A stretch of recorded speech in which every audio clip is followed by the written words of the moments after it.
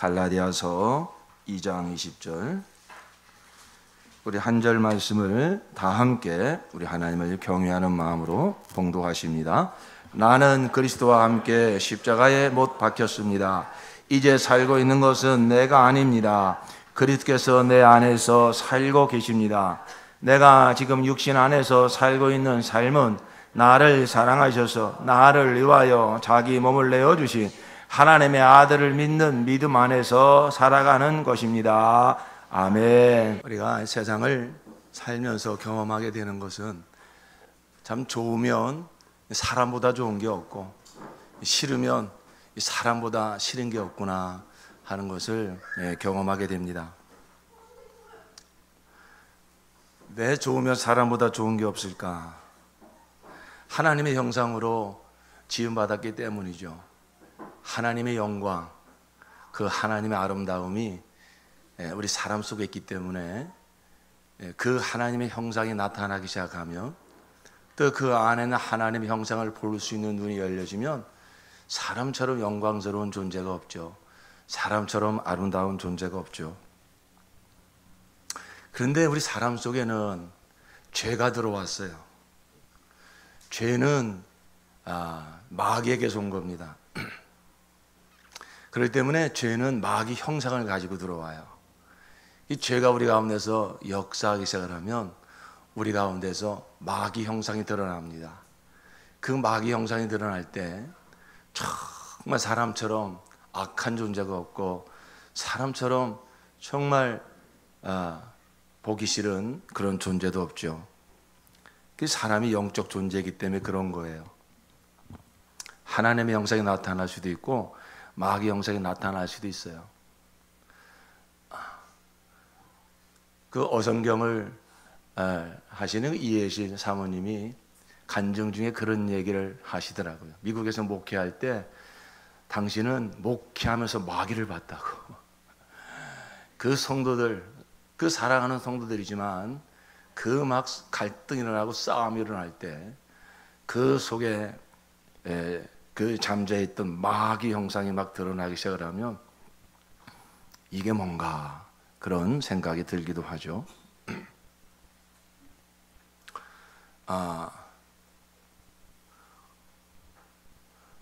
우리 모두는 다 마귀에 속한 자, 죄와 사망으로 신음하던 영혼들이었습니다. 하나님의 은혜로 우리가 구원을 받아서 이제 옛사람은 죽고 예수 생명으로 거듭난 우리는 새로운 피조물이 되었습니다. 우리 안에 예수 생명이 있습니다. 이제 그 예수 생명이 날마다 자라가도록 성령께서 우리 가운데 오셔서 역사하고 계십니다. 즉 하나님의 형상으로, 하나님의 형상을 잃어버린 우리가 그저 마귀 형상, 그저 그 죄의 속성으로 가득 찼던 우리를 하나님이 구원하셔서 다시 이제는 우리의 삶 속에서 하나님의 형상을 회복해가는, 예수의 형상을 이루어가는 놀라운 구원의 역사를 하나님께서 우리 가운데서 이루어가고 계십니다. 그 하나님의 위대한 구원의 역사를 보일 수 있는 눈이 열려지기를 예수 이름으로 축원합니다. 그래야 정말로 사람보다 좋은 게 없구나. 사람 보는 눈이 달라져요. 여러분, 구원받은 자의 가장 큰 변화 중에 하나는 무엇이냐면 사람 보는 눈이 달라진다는 거예요. 그렇기 때문에 이러한 하나님의 위대한 구원의 역사가 지금 내 안에, 우리 가정 안에, 우리 목장 안에, 우리 교회 안에 일어나고 있습니다. 자, 그러한 정말 그런 마음, 그 영의 눈이 열려져야 돼요. 하나님의 이 세상을 바라보시는 하나님의 눈이 어떠하겠습니까? 마귀에 속한 자 되어 하나님 당신을 대적하고 그저 온갖 죄악으로 드글거리는 이 세상을 하나님이 그저 그 공의의 잣대로만 보신다면 바라볼 수도 없을 거예요. 그냥 당장 불로 심판에 버리시고 싶을 거예요. 그러나 하나님은 거룩하신 하나님이지만 하나님은 사랑의 하나님이시기 때문에 이러한 세상을 사랑하사, 하나님이 세상을 이처럼 사랑하사 독생자를 내어주셨으니 그것이 바로 이 세상을 바라보고 계시는 하나님의 마음인 줄로 믿습니다. 정말 그 하나님의 마음, 그 하나님의 마음이 십자가예요. 하나님의 세상을 어떻게 바라보시는가? 하나님이 나를 어떻게 바라보시는가? 하나님이 형제자매를 어떻게 바라보시는가?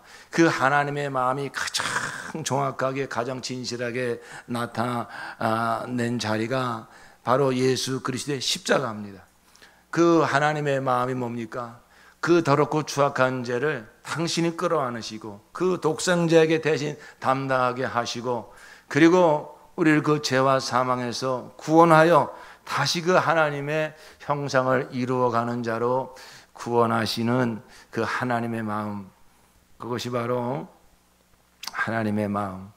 그러므로 우리는 이제 그 하나님의 은혜를 입어 거듭난 자가 되었으니 하나님의 마음, 그 십자가의 마음을 가지고 나도 바라보고 우리 형제자매도 바라볼 때에 바로 그러한 하나님의 심정을 가지고 십자가의 마음을 가지고 바라볼 수 있기를 예수의 이름으로 축원합니다. 여전히 허물이 있습니다. 여전히 연약함이 있습니다. 여전히 변화되지 않은 모습이 있습니다. 그러나 그것을 하나님의 눈으로 바라다 보면 그것을 불쌍히 여기고 안타깝게 여기고 대신 어떻게 하면 내가 감당할 수 있을까, 그런 마음으로 바라보는 것이 하나님의 심정입니다. 그런데 그것을 지적하고 판단하고 왜 당신은 그 모양이냐, 변화된 게 뭐가 있느냐, 그렇게 바라보는 것은 하나님의 마음이 아닙니다. 그건 마귀 마음이죠. 마귀의 잣대죠. 그렇죠? 그런 마음을 가지고 사람을 바라보면 사람처럼 싫은 게 없어요. 사람처럼 정말로 징글맞은 게 없어요. 그래가지고 산속으로 들어가고, 그래가지고 1인 가구가 많이 생기고, 그래가지고 사람들하고 어울리기를 싫어하고, 여러분 그것은 마귀한테 속는 것입니다. 정말 우리 그렇게 살던 저희들을 구원하여 주셨으니 우리 안에 하나님의 심정이 충만하여서 우리 형제 자매를 바라볼 때에 하나님의 그 심정으로 바라볼 수 있기를 바라고, 특별히 구원받은 우리 성도된 형제 자매를 서로 바라볼 때에 그 안에 있는 예수 생명을 볼 수 있는 눈이 열려져서 그 예수 생명이 날마다 자라가 하나님의 형상으로 변화되어 하나님의 영광을 나타낼 그 형제 자매, 그렇게 역사하시는 하나님의 위대한 구원의 손길을 바라보며 우리 형제 자매를 서로 축복하고 정말로 위로하고 격려하고 사랑하는 우리 교회가 되어지기를 예수의 이름으로 축원합니다. 우리 그런 하나님의 심정을 가지고 옆에 계신 형제 자매님을 바라보면서 축복합시다. 하나님이 성도님을 사랑하십니다. 하나님이 성도님을 사랑하십니다. 축복합시다.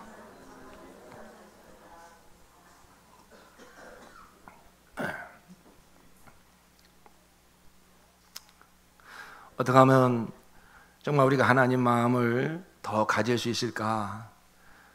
그건 십자가 사랑을 경험하는 것입니다. 하나님의 마음은 바로 예수 그리스도의 십자가에서 나타났기 때문에 그 십자가의 사랑을 많이 경험할수록 우리의 마음이 자꾸만 하나님의 마음으로 변화되어지는 것이죠.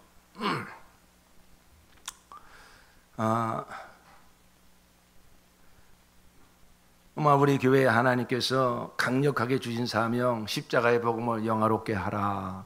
그래서 우리가 그 하나님의 거룩하신 뜻을 받들어서 이 정말로 십자가의 복음이 뭔가, 그 영광이 무엇인가 하는 것을 특별히 이제 공동체를 통해서, 우리 이제 목장 공동체를 통해서 그 십자가의 복음을 영화롭게 한다는 게 무엇인가 하는 것을 하나님이 우리 목장 공동체를 통해서 이제 주시고자 이번에 목장에게 재편을 하면서 우리가 그러한 하나님의 뜻을 받들어서 새로운 출발을 지금 하고 있습니다. 여러분, 십자가 복음은 실제로 사는 사람, 이 십자가에서 하나님을 만난 사람, 십자가 그 사랑을 경험한 사람이 살아가는 모습이 뭐냐? 바로 대표적으로 그 모습을 보여주고 있는 사람이 사도 바울인데, 그 자신의 그 십자가 복음을 실제로 사는 삶을 아주 잘 정리한 말씀이 오늘 우리에게 주신 갈라디아서 2장 20절 말씀입니다. 그래서 한마디로 어떤 사람이냐면은 나는 죽고 예수로 사는 사람이죠. 십자가 복음을 실제로 사는 사람을 한마디로 뭐라고 말할 수 있다고요? 나는 죽고 예수로 사는 사람. 시작. 나는 죽고 예수로 사는 사람. 자, 그런데 그 위대한 삶, 그 위대한 그 명령, 바로 이제 십자가에서 나를 만난 사람은 어떻게 사는 사람이냐? 나는 죽고 예수로 사는 사람이라. 이것이 바로 하나님께 영광 돌리는 삶이요, 십자가의 복음을 영화롭게 하는 삶이다. 하나님께서 이렇게 어떤 위대한 약속을 하시고 위대한 명령을 주실 때에는요, 그 명령만 주시는 것이 아니라 그렇게 능히 살아가게 하시는 약속, 살아가게 하신 능력을 함께 말씀해 주십니다. 마태복음 28장 19절 20절 말씀해 보면 너희는 가서 모든 족속으로 제자를 삼아 침례를 주고 내가 너에게 분부한 가를 가르쳐 지키게 하라. 한마디로 영원하여 제자 삼으라. 모든 족속으로 제자 삼으라. 정말 가장 위대한 명령, 지상 대명령이라고 알고 있습니다. 그런데 우리 주님께서 그와 같은 명령을 주실 때에는 그 명령만 주시는 것이 아니라 그 명령을 지키며 살 수 있는 약속, 정말 위대한 약속의 말씀도 함께 주시죠. 그 위대한 약속의 말씀이 무엇입니까? 볼지어다 내가 세상 끝날까지 너희와 항상 함께 있으리라. 할렐루야. 그 이 위대한 명령을 지키는 그런 삶을 살 수 있는 능력이 어디서 오느냐? 내가 힘써서 내 노력으로 되어지는 게 아니라 하늘과 땅의 모든 권세를 가진 예수님께서 세상 끝날까지 나와 함께 하셔서 나의 힘이 되어주시고 나의 기쁨이 되어주심으로 바로 그 함께 하시는 임마누엘의 그 능력으로 우리가 이와 같이 제자의 삶을 살게 되는 것입니다. 이처럼 갈라디아서 2장 20절 말씀도 그렇습니다. 그 전반부에 보면 정말로 위대한 삶, 나는 죽고 예수로 사는 삶, 그 삶을 말씀하고 있는데 그 삶을 살아가게 하는 그 능력이 어디에 있느냐 하는 것이 그 후반부에 있는 말씀이죠. 우리는 전반부에 있는 말씀은 너무 잘 알고 있어요. 그리고 막 힘차게 구호도 외칩니다. 나는 죽고 예수로 사는 사람, 내가 아니요 오직 예수라. 얼마나 멋있습니까? 근데 참 우리의 마음을 이렇게 참 이렇게 헛헛하게 만드는 게 뭐냐면 분명히 이게 바로 십자가 복음은 실제로 사는 삶인데, 그러나 내 삶을 들여다보면 구호는 멋있게 외칠 수 있는데 내 삶은 그것과 좀 거리가 먼 삶이 많다. 이게 참 안타까운 사실이에요. 너무나 지당한 말씀이에요. 이제 내가 아니요 오직 예수라. 맞아, 나는 죽고 예수로 사는 삶, 나는 죽었습니다. 이제 예수 생명, 내 생명입니다. 얼마나 정확한 복음의 선포입니까? 근데 중요한 것은 내 삶이 그러냐 이거예요. 내 삶이 정말로 나는 죽고 예수로 사는 삶을 살고 있느냐, 이 지점에 이르려면 뭔가 자신이 없어요.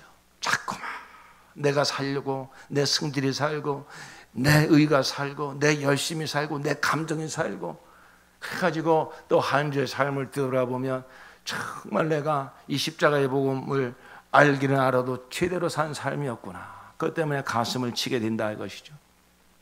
그래서 오늘은 이 후반부의 말씀을 우리가 좀 들여다보기를 원하는 것입니다. 나는 죽고 예수로 사는 그 삶을 살게 하는 그 원천이 뭔가, 그 능력이 뭔가, 바로 이 후반부에 있는 말씀입니다. 그것은 바로 무엇이냐면은 내가 지금 육신 안에서 살고 있는 삶은 나를 사랑하셔서 나를 위하여 자기 몸을 내어주신 하나님의 아들을 믿는 믿음 안에서 살아가는 것입니다. 이 말씀입니다. 바로 십자가 사랑, 나를 사랑하사 나를 위하여 자기 몸을 내어주신 하나님의 아들, 이게 뭡니까? 십자가예요. 그 십자가의 사랑을 실제로 우리가 누리게 된다면, 십자가 그 사랑을 실제로 경험하게 된다면 우리는 정말로 나는 죽고 예수로 사는 그러한 정말로 하나님께 영광 돌리는 삶을 능히 살게 될 줄로 믿습니다. 그러므로 오늘 이 시간 그 십자가 그 사랑이 무엇인가, 그것을 다시 한번 우리가 깨닫고 그 사랑을 우리가 붙들 수 있기를 바랍니다. 여러분, 지금 사도 바울께서 나를 사랑하셔서 나를 위하여 할 때 이 나는 어떤 나일까요? 십자가 그 사랑을 만나기 전까지는 그 나를 아주 대단한 존재라고 생각을 했습니다. 나는 히브리인 중에 히브리고, 나는 율법으로 흠이 없는 사람이고, 나는 가말리엘 문화에서 공부한 사람이고, 그러므로 하나님을 사랑하고 하나님을 믿는 일에 둘째가라면 서러울 정도로 그 나에 대하여 대단한 자부심을 가지고 있었죠. 그러나 그가 다메섹 도상에서 부활하신 예수를 만나고 나서 정확한 자기 정체성을 알게 됩니다. 그 십자가를 통해서 나를 보게 됩니다. 그러면서 까무라치고 서스라치게 놀라면서 그는 무릎을 꿇게 됩니다.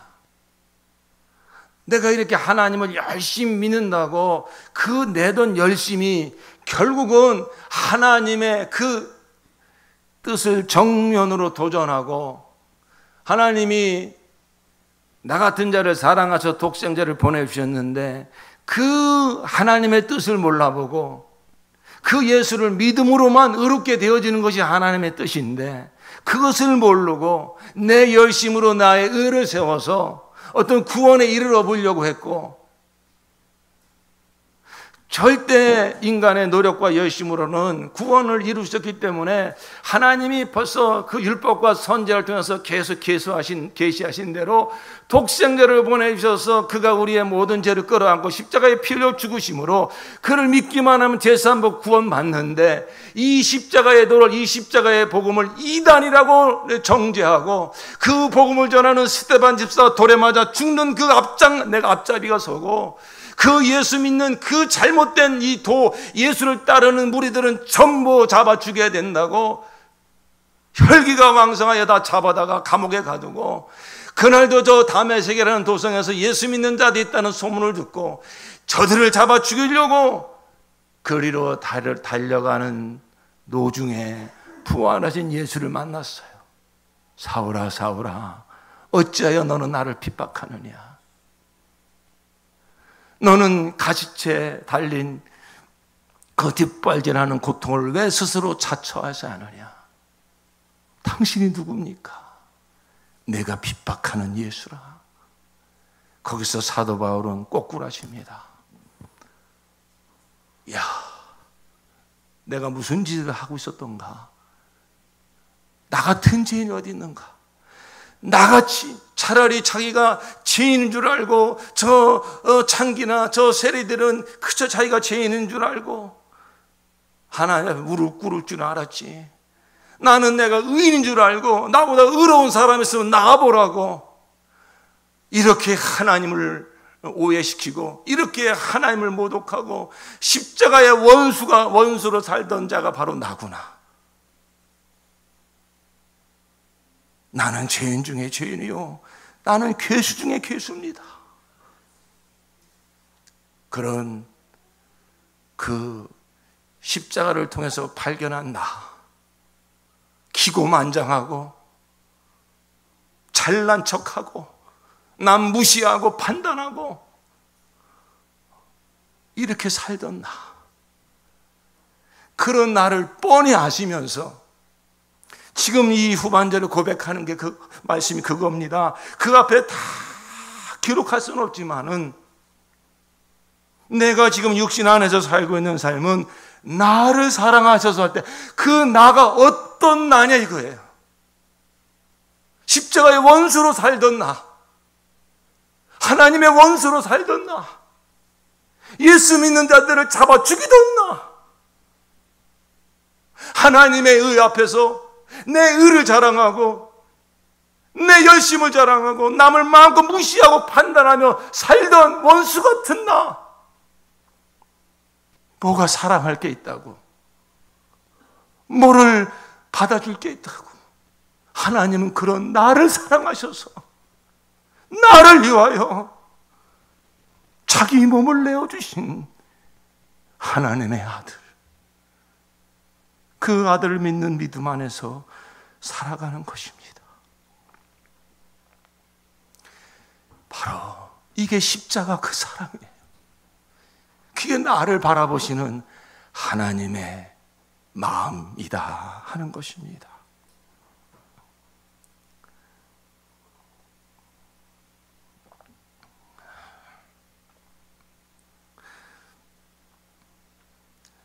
여러분, 사도 바울께서 왜 그렇게 율법을 열심히 지키려고 했죠? 왜 그렇게 자기 일을 세우려고 그랬죠? 그래야만 하나님 앞에 부끄럽지 않게 나갈 수 있다고 생각을 했으니까요. 이게 바로 죄인들의 착각입니다. 이 착각이 어디서부터 왔을까요? 에덴 동산부터 온 거예요. 여러분, 에덴 동산에서 아담과 하와가 범죄했을 때에 하나님이 아담을 부르십니다.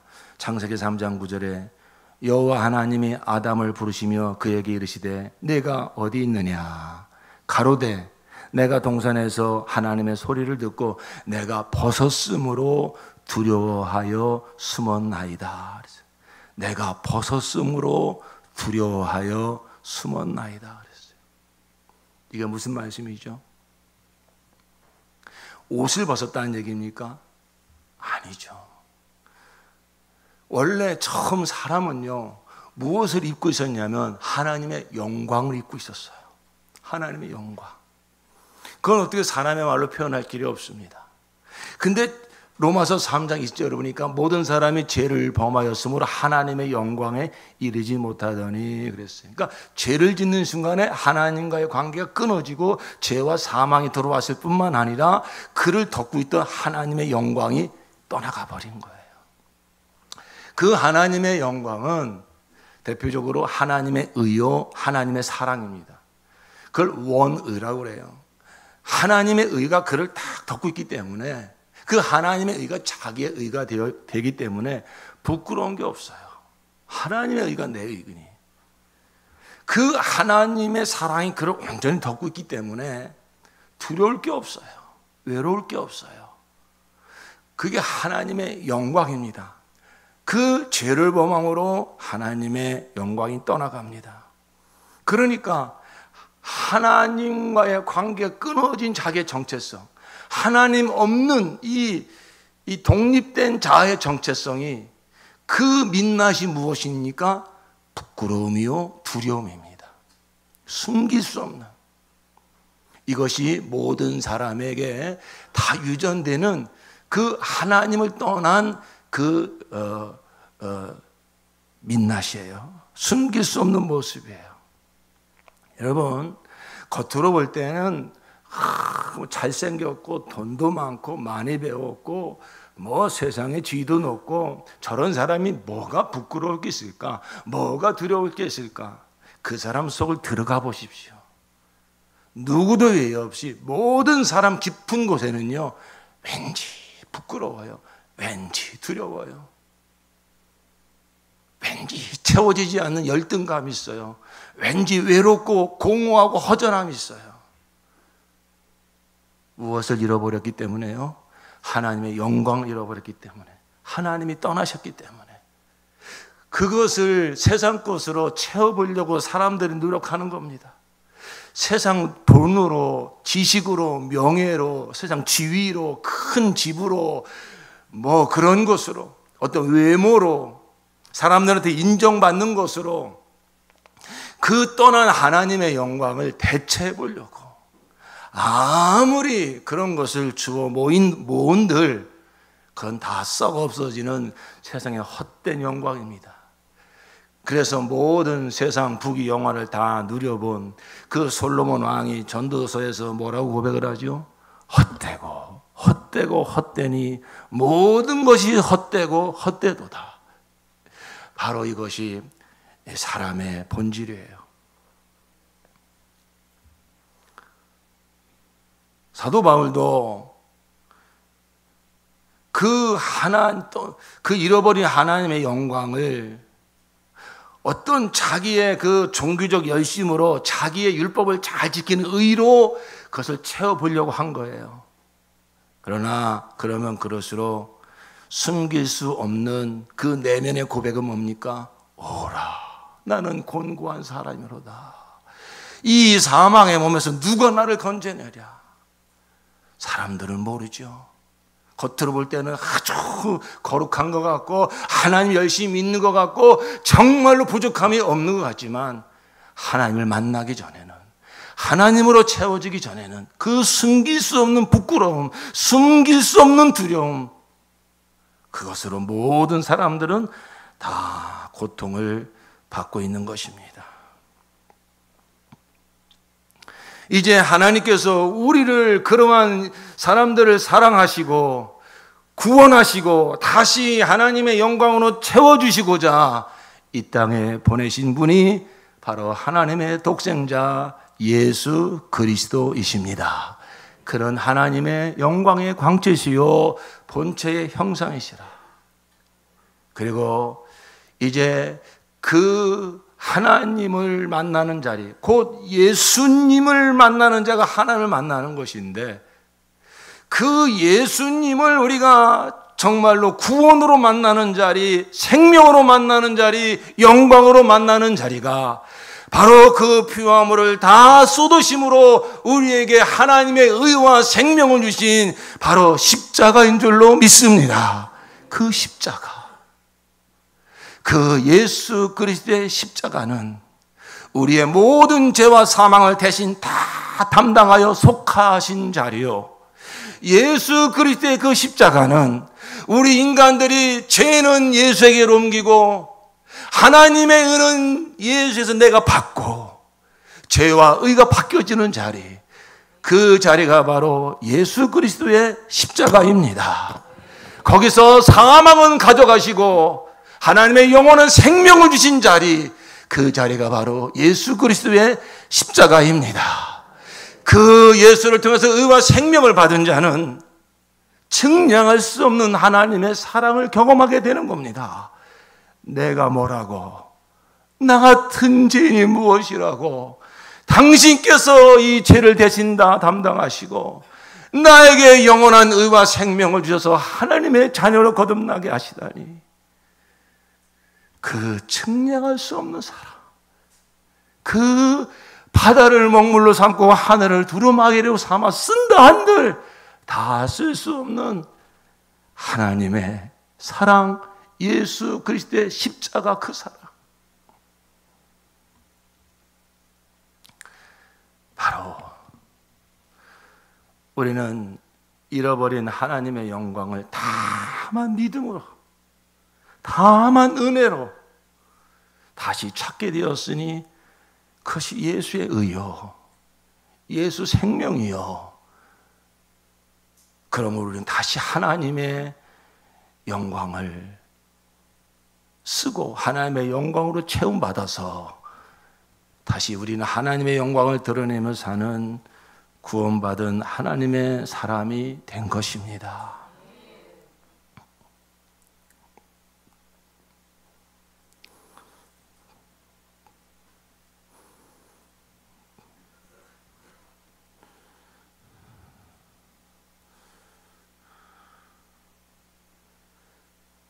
그 이후에 우리의 신앙생활도 다른 거 없습니다. 우리가 이제 하나님의 영광을 예수의 의와 생명으로 받았는데 그 하나님의 영광을 드러내는 삶이 이제 이후의 신앙생활인데 그건 다른 것이 없죠. 바로 우리가 예수의 생명으로 날마다 자라가서 예수 형상으로 날마다 자라가서 예수의 그 아름다움, 예수의 그 사랑, 예수의 그 거룩함을 드러내는 삶이 하나님께 영광 돌리는 삶인 줄로 믿습니다. 그러면 내 안에 임한 예수의 생명이 날마다 자라게 하는 비결이 뭘까요? 날마다 예수의 형상으로 우리가 자라가는 비결이 뭘까요? 다른 거 없습니다. 예수 그리스도의 십자가 그 사랑, 십자가 그 사랑을 날마다 반복적으로 경험하는 길밖에 없습니다. 여러분, 십자가 그 사랑을 얼마나 아십니까?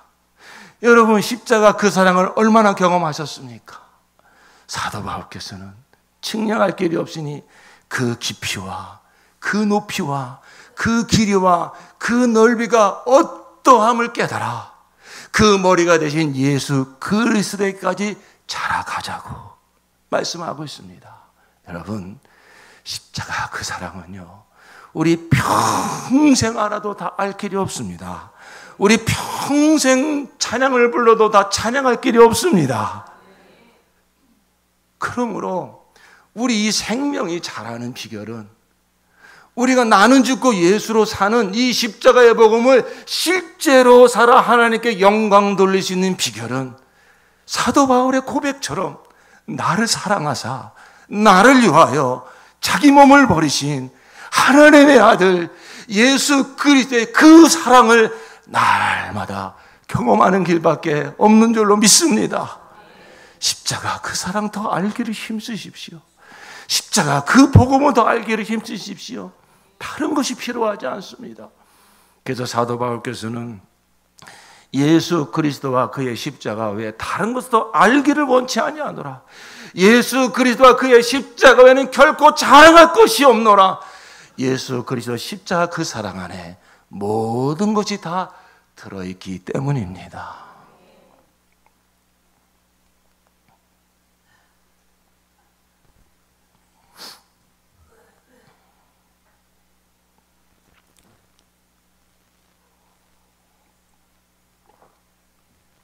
그래서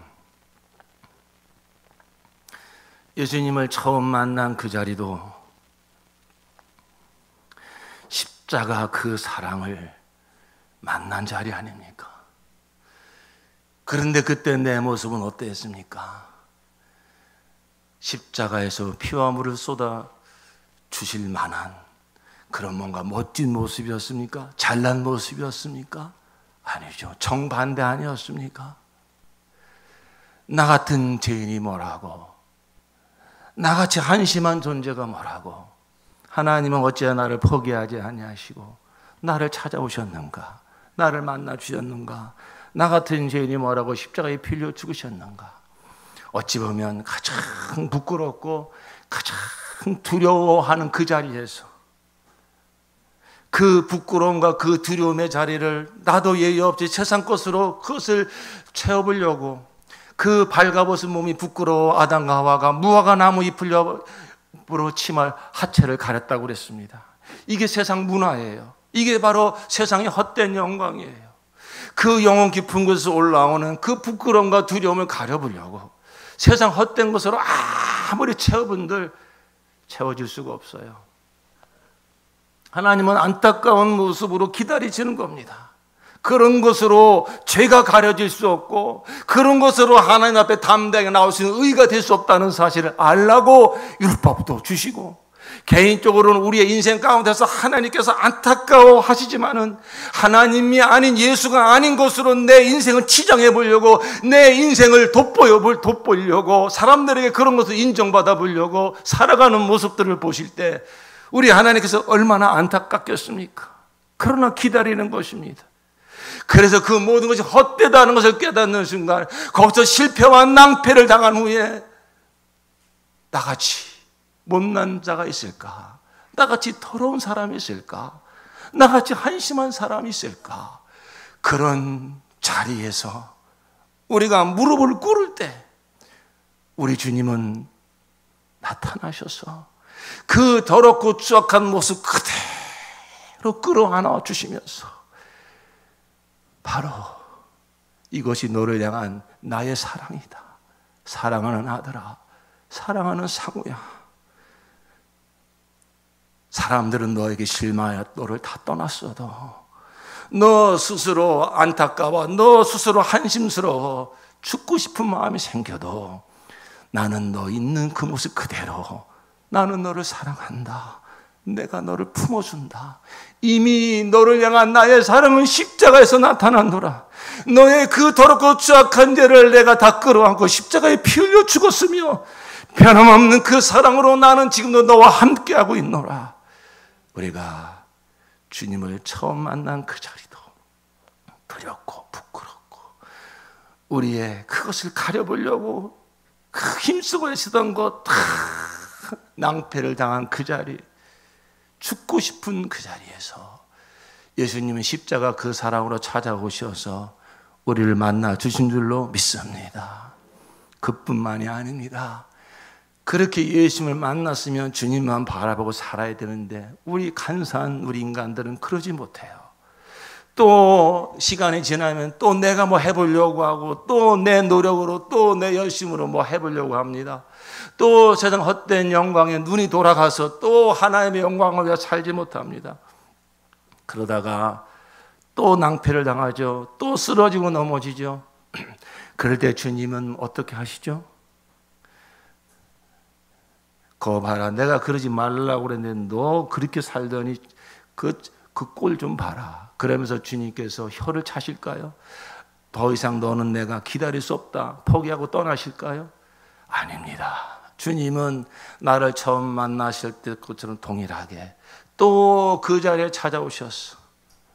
또 나의 그 정말로 무너진 그 모습, 부끄러운 그 모습, 뭔가 내가 해보려고 하다가 정말로 망가진 그 모습 그대로 끌어안으시며 다른 거 말씀하지 않습니다. 나는 너의 있는 모습 그대로 사랑한다. 베드로가 너는 사람을 낚는 어부가 되리라. 주님을 처음 만난 그날 얼마나 베드로가 정말로 마음이 뜨거워졌겠습니까? 그 12제자 중에서 나는 수제자다 스스로 자기가 자부할 만큼 열심으로 치자면 정말로 베드로를 따라갈 사람이 없습니다. 그러던 베드로가 어떻게 됐습니까? 예수님이 십자가에 못 박혀 죽으실 때에 3번씩이나 나는 그런 사람 모른다고, 아주 그냥 그런 자 모른다고 막 저주까지 하면서 예수님을 부인하지 않았습니까? 그러고 나서 자신에 대해서 얼마나 한심스럽겠습니까? 얼마나 마음이 무너졌겠습니까? 그래서 예수님이 부활하셨다는 걸 알면서도 내가 무슨 제자냐? 그래가지고 나는 그냥 고기나 잡으러 가야겠다. 그래서 다시 갈릴리 바닷가에 가서 고기 잡고 있는 그 베드로를 예수님이 찾아오시잖아요. 예수님이 그 베드로를 찾아오셔서 뭐라고 말씀하십니까? 너 왜 나를 그렇게 부인했냐? 너 다시는 이제 안 그럴 수 있냐? 그런 말씀하지 않습니다. 요한의 아들 시몬아, 내가 나를 사랑하느냐? 요한의 아들 시몬아, 내가 나를 사랑하느냐? 요한의 아들 시몬아, 내가 나를 사랑하느냐? 그런 주님을 어떻게 사랑하지 않을 수 있어요? 뻔히 다 하시면서 나는 당신을 부인한 정도가 아니라 욕지거리까지 하면서 당신과의 관계가 난 없는 사람이라고, 나 이 목숨 하나 살아보려고, 그런 내가 뭐가 사랑스러운 구석이 있다고 주님은 그 자리에 찾아오셔서 내가 나를 사랑하냐고 물어보시네. 내가 주님을 사랑하는 줄 주께서 아시나이다. 여러분, 베드로가 진정한 사도가 된 자리는 바로 그 자리인 줄로 믿습니다. 하나님, 다시 주님을 만나는 자리도,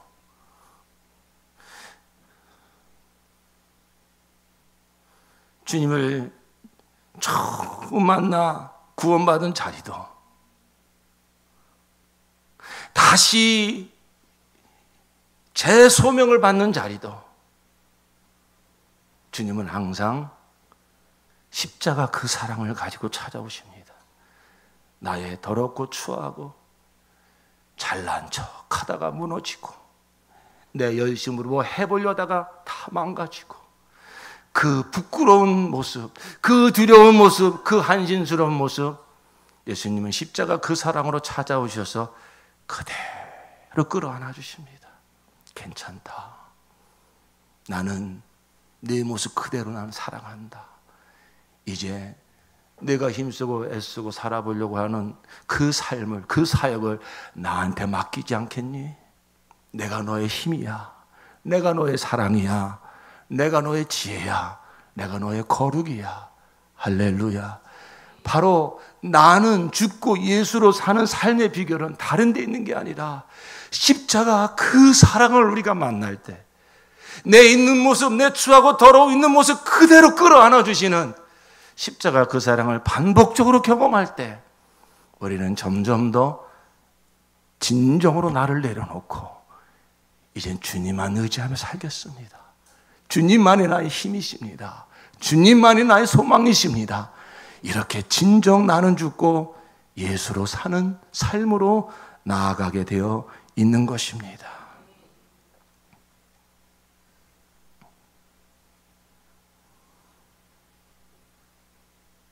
로마서 5장 8절에 그래서 사도 바울은 이렇게 고백합니다. 우리가 아직 죄인 되었을 때에 그리스도께서 우리를 위하여 죽으심으로 10절에 우리가 원수 되었을 때에 그 아들의 죽으심으로 말미암아 하나님으로 더불어 화목되었은지 하나님께서 우리에게 대한 자기 사랑 확증하셨느니라.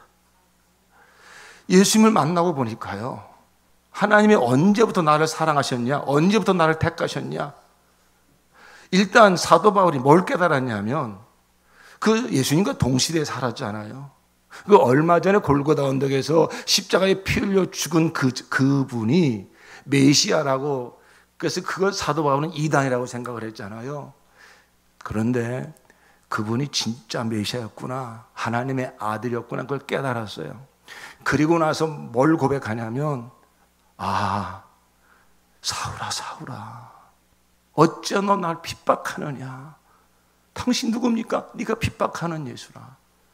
그렇다면 예수님은 십자가에 피 흘려 죽으실 때에 이 괴수 중에 괴수 같은 나를 이미 아시고 내 죄를 끌어안으시고 거기서 죽으셨구나, 이걸 깨달은 거예요.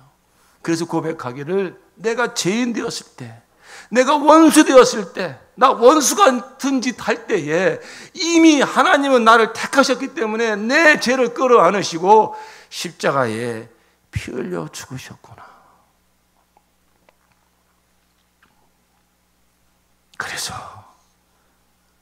아니 뻔히 아시면서, 원수 짓 하는 거 아시면서, 더럽고 추악한 이 죄인의 모습을 뻔히 아시면서 사랑할 만해서가 아니라 사람의 말로 측량할 수 없는 그 하나님의 사랑, 그 죄를 다 끌어안으시고 십자가에 피 흘려 죽으신 주님, 그 고백이 바로 갈라디아서 2장 20절의 고백입니다. 이런 나를 사랑하셔서. 이 고백을 할 때마다 얼마나 감격스럽겠습니까? 내가 나를 알고 보니 지옥 아랫묵이 있다면 내가 그 자리에 가야 되는 사람이요. 근데 그런 나를 사랑하셨어.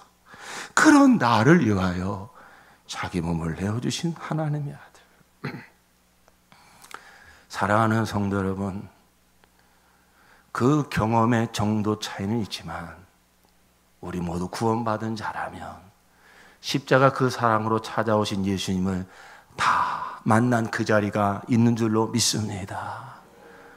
우리가 하나님 뜻대로 살아보려고 열심히 사역하다가 쓰러지고 넘어졌을 때 주위에 있는 사람들은 거 봐라, 내가 뭐라고 그랬냐, 그런 소리 할지 모르지만 예수님은 그런 말씀 한마디 안 하시고 그 부끄러운 모습 그대로 끌어안아 주시면서 너 나를 사랑하니? 그 한마디 물어보시는 주님. 주님, 이런 무익하고 이런 한심하고 이런 교만한 자를 변함없이 사랑하시는 주님, 내가 어떻게 주님을 사랑하지 않을 수 있습니까? 그런데 이제 그 소리도 크게 못 내고 내가 주님을 사랑하는 줄 주께서 아십니다. 그 고백을 주님은 기뻐 들으시면서 주님이 우리에게 부탁하시는 것은 그럼 그런 마음을 가지고 그 사랑 가지고 내 어린 양을 먹여라, 내 어린 양을 쳐라. 주님께서 그와 같이 우리에게 사역을 또한 맡겨주시는 줄로 믿습니다. 이제 우리 교회가 새로 출발합니다. 오늘 예배 후에 목장 발표가 있습니다. 단순한 어떤 분위기를 쇄신하자는 차원이 아니라 이 십자가의 복음을 실제로 열매 맺는 복을 주리라. 그래서 이 복을 세상에 이제 전파해라. 그 십자가의 복음을 열매로 실제로 맺어지는 그 현장, 바로 목장이 되어라.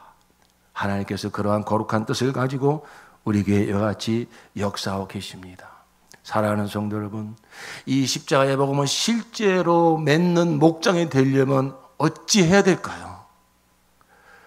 오직 길은 한 가지입니다. 그 십자가 그 사랑으로 그 부끄럽고 더럽고 추한 모습을 있는 그대로 받아주는 그 십자가 사랑으로 우리 목장이 하나가 될 때에, 그 십자가 사랑이 우리 목장 가운데 충만할 때에 이 십자가의 복음이 실제로 맺어지는 열매가 우리 목장과 교회에 충만히 맺어지게 될 줄로 믿습니다. 있는 모습 그대로 받아주는 이 십자가 사랑이 있는 목장, 이 십자가 사랑으로 품어주는 그 한 사람, 이 십자가 사랑으로 품어주는 그 목장 하나가 있을 때에 지금 모든 사람들이 다 자기의 부끄러움을, 두려움을 다 가리며 살려고 그래요. 그래서 사람들이 모이면 가만히 하는 얘기를 들어보면 다 전부 자기 잘났다는 얘기잖아요. 얼마나 그 속은 공허하겠습니까? 얼마나 외롭겠습니까? 왜 자꾸만 자기의 부끄러운 모습을 얘기를 못하죠? 있는 모습 받아주는 데가 없으니까요. 자기의 부끄럽고 두려운 모습을 있는 모습 그대로 받아주는 그런 단체가 없으니까요. 그러면 절대 그 영혼은 자라가지 않습니다. 사역은 될지 몰라요. 어떤 성취는 낼지 몰라요. 그러나 그 속사람이 자라가지는 않습니다. 우리 교회가 그 역할을 해야 됩니다. 우리 목장이 그 사명을 감당해야 될 줄로 믿습니다. 예수 생명을 언제 자라간다고요? 십자가 그 사랑을 먹고 마실 때, 있는 모습 그대로 받아주는 그 사랑을 경험할 때 내 안에만 예수 생명은 그 사랑을 경험하면서 자라가는 거예요. 그리고 이제 어느 정도 자랐다 싶으면은 빨리 그 자리에서 벗어나서 계속 있는 모습 그대로 받아두세요. 그러고만 있으면 어린애 수준에서 자라가질 못해요. 이제는 내가 그 사랑 경험했으면 내 어린 양 먹여라, 내 어린 양 쳐라, 주님께서 부탁하신 것처럼 이제는 내가 그 십자가 그 사랑 가지고 아직 어린 내 모습하고 그저 부끄럽고 그저 그 못난 모습 가지고 있는 모습을 그대로 받아주는 그 영혼을 품는 그 사역을 할 때 우리의 영혼이 자라가게 되는 줄로 믿습니다. 결혼해서 자식을 낳아봐야 어른이 된다는 말이 그런 거예요. 이제 육체의 자식뿐만 아니라 내게 맡겨진 그 영혼 품고 내 마음 가지고는 못 품죠. 근데 내가 예수님 십자가 그 사랑 경험한 자잖아요. 그러니까 십자가를 계속 바라보면 돼요. 나의 더럽고 추한 모습 그대로 받아주신 예수님 기억하면서 그 주님이 나에게 한 영혼 부탁한다, 한 영혼 부탁한다. 그러면서 내게 부탁하신 그 영혼, 십자가 바라보고 그 영혼 바라보면 품을 수 없는 영혼이 없고 기다릴 수 없는 영혼은 없어요. 우리 그런 목장이 돼야 됩니다. 그런 교회가 돼야 됩니다. 세상에 그런 곳이 없어요. 그러니까 사람들이 너무 지금 다 마음이 강박해지고 외로워서 어찌 모르고 그래서 자살하는 거예요. 우리나라가 자살률이 1위입니다. 이제 우리가 이런 세상 한복판을 살아갈 때에 하나님께서 우리 교회에 이같이 감동을 주시고 이와 같이 십자가의 복음을 실제로 열매 맺는 복을 주신다고 하실 때 다른 거 없습니다. 십자가 그 사랑 붙잡는 거예요. 제가 고등학교 1학년 때 청주시내에 나와 토요일날 주일은 이제 집으로 가지만 토요일날 그 학생부 예배가 있는 교회를 찾아갔어요. 제가 살던 동네는 청주를 아시는 분은 아시겠지만 수동이라고요. 그 판자촌 마을입니다. 그러니까 그 산을 깎아가지고 집을 아주 가난한 사람이 다 모여 사는 동네예요. 근데 저하고 누나하고 이제 같이 자취를 했는데 돈이 없으니까 그 산동네에서도 가장 꼭대기, 왜? 가장 싸니까 거기가. 그 방 한 칸을 빌려가지고 자취를 했어요. 얼마나 자존감이 무너지는지. 밤에 이렇게 거기서 청주 시내를 내려다보면요, 불빛이 번쩍번쩍 하는데, 아이고, 저기에 우리가 살 집이 하나 없는가 싶을 정도로 그 산 꼭대기에서 그렇게 살았어요. 근데 그 밑에 조그만 교회가 하나 있었어요. 그래서 제가 그 교회를 어떻게 그냥 찾아간 거예요. 그런데 제가 그 교회를 계속 가게 됐습니다. 이유는 한 가지예요. 거길 갔는데 그때 고3짜리 형이 있었어요. 그 형이 저를 얼마나 아주 반갑게 맞이해 주던지, 저만 가면은 아이고 상우 왔냐고 그러면서 뭐 아이스크림도 하나 사주고, 그냥 그 해주는 말 한마디 한마디가요 얼마나 위로가 되고 얼마나 마음이 푸근해지던지.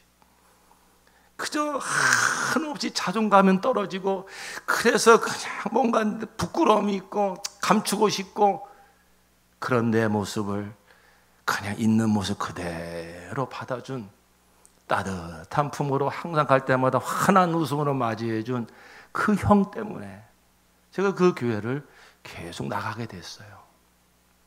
사랑하는 성도 여러분, 이제 여러분이 만난 그 자리를 꼭 기억하십시오.